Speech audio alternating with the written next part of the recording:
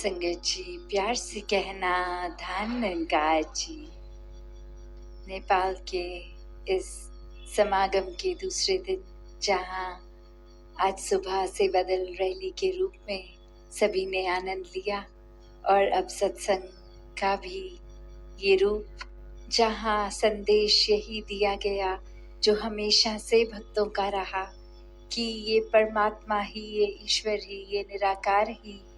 यही एक prime focus हर एक की लाइफ का होना चाहिए कि इसी के ऊपर आधारित अपना जीवन रखेंगे तो जीवन के सारे कार्य बहुत ही आराम से गोइंग विद द फ्लो, ये एक बहुत ही सहज रूप में हो जाएंगे। कि कैसे इस निराकार से जब मन जुड़ता है, इसकी जानकारी लेके फिर ये प्यार बनता है, और यही प्यार फिर पूरे संसार तक पहुंचता है।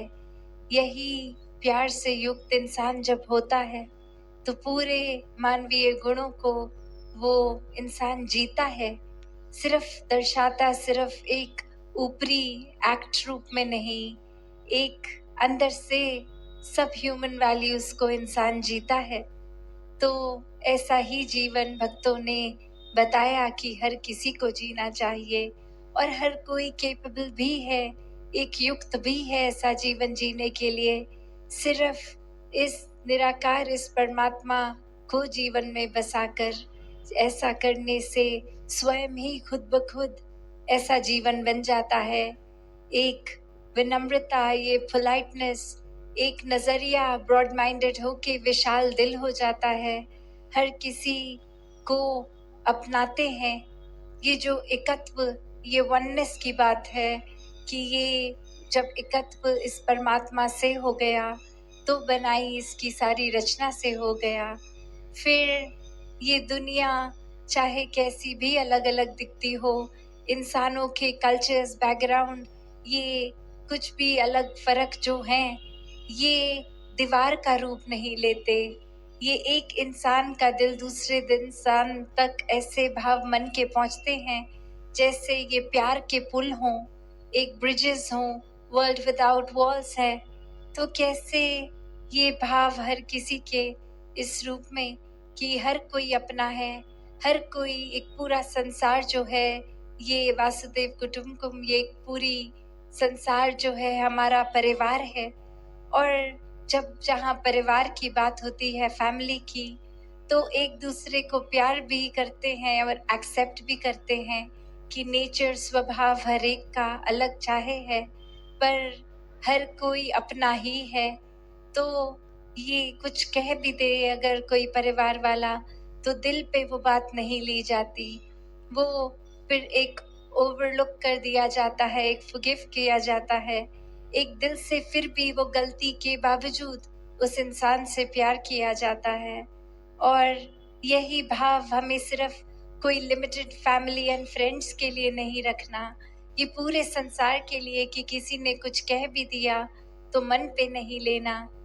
एक छोटी सी कहानी इसी उपलक्ष्य पे कि एक इंसान जहाँ जाता है, एक जगह पे वो बहुत ही अच्छा स्वॉर्ड फाइटिंग, एक तलवारबाजी जानता है, और वहाँ एक बहुत ही बुजुर्ग भी होते हैं जो ये हुनर रखते हैं कि ये तलवारबाजी उनको भी आती है। और अब वो एक मैच का समय फिक्स किया जाता है कि एक ये नौजवान और एक बुजुर्ग, और जो टेक्निक वो नौजवान रखता है वो ऐसी रखता है कि वो पहले वेट करता है कि ओपोनेंट जो उसके सामने है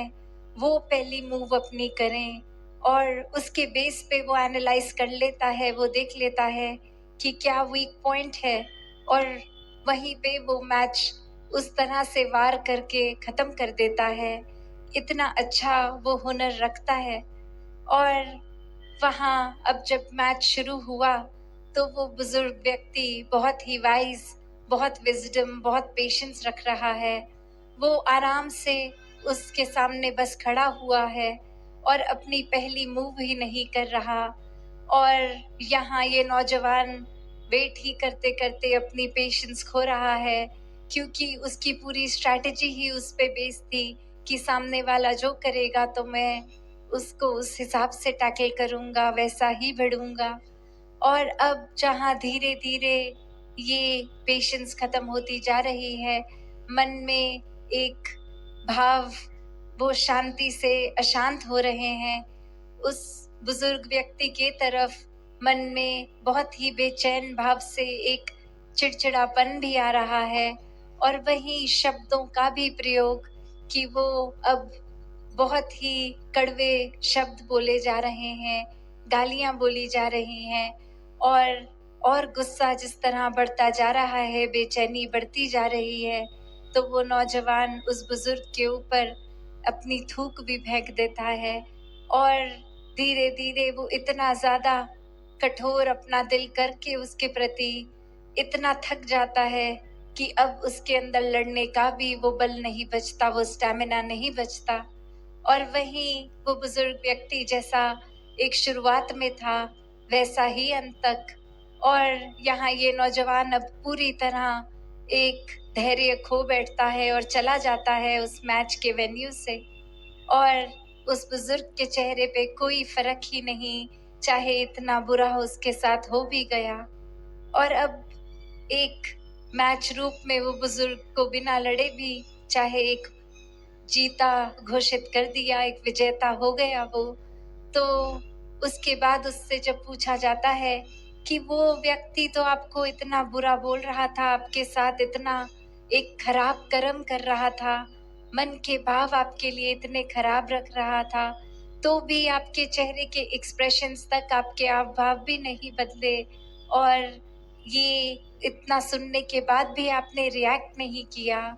तो वो व्यक्ति समझाता है कि उस इंसान के पास अगर तोहफे ही गलत भाषा के थे, एक गलत भाव के थे, एक गलत सोच के थे और सामने से मैंने बस वो तोहफा कबूल नहीं किया, एक अपनाया नहीं वो गिफ्ट उसका,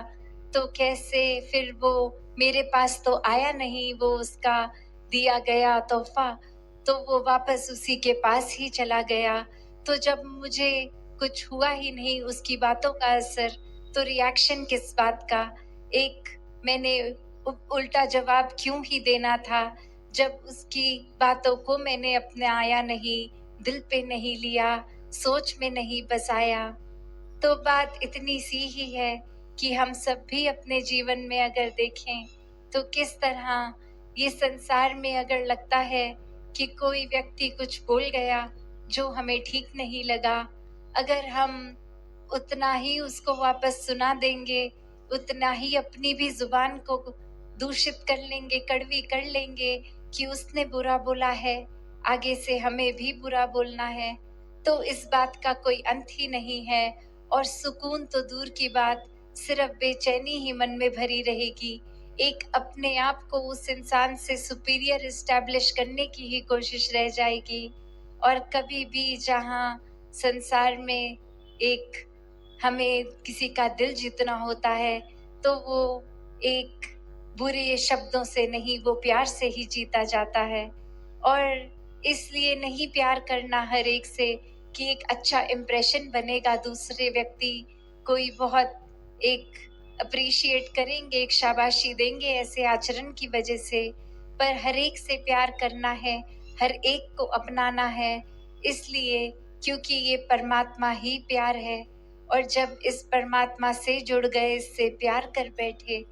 तो हम स्वयं ही प्यार बन गए और फिर जो चीज़ जिसके हिस्से है, वो वही चीज़ आगे बाँट सकता है। तो जब प्यार हम खुद हैं, तो आगे से चाहे कोई कैसा भी हमसे एक व्यवहार रखे, हमें अपना बेसिक नेचर ये प्यार को अपनाना है और वही हर एक को देना है।